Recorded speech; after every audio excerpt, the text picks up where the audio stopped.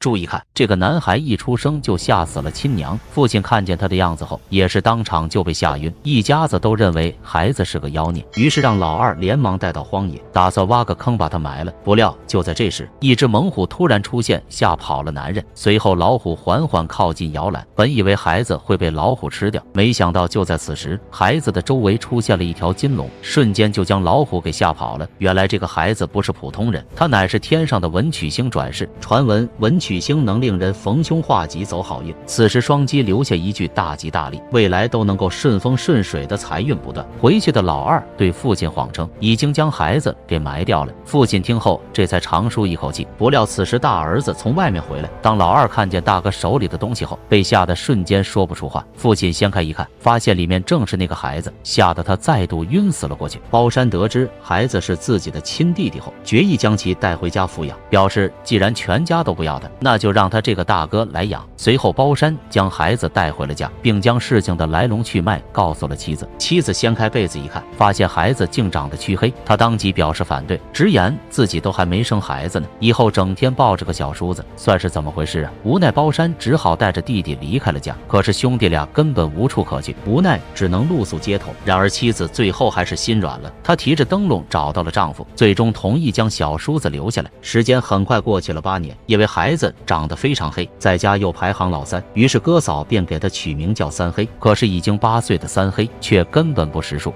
，1只、2只、3只、4只，4加2只等于8只。每次放羊总会跟邻居家的搞混，无奈哥哥嫂嫂只好在羊的耳朵上做好标记。然而这天正当三黑正在放羊时，他那个不怀好心的二嫂找到了这，表示他的东西刚刚不小心掉进了枯井，想让三黑帮他想想办法。正当三黑低头往枯井里望去时，身后的二嫂竟将他一把推进了井里。原来他的二嫂为了争夺家产，竟然狠心要将三黑害死。然而到了晚上，天上突然出现了天狗食月的异象，就在此时，三黑额头上的伤疤竟神奇般的变成了个月牙。等他一觉醒来，发现自己已经回到了家。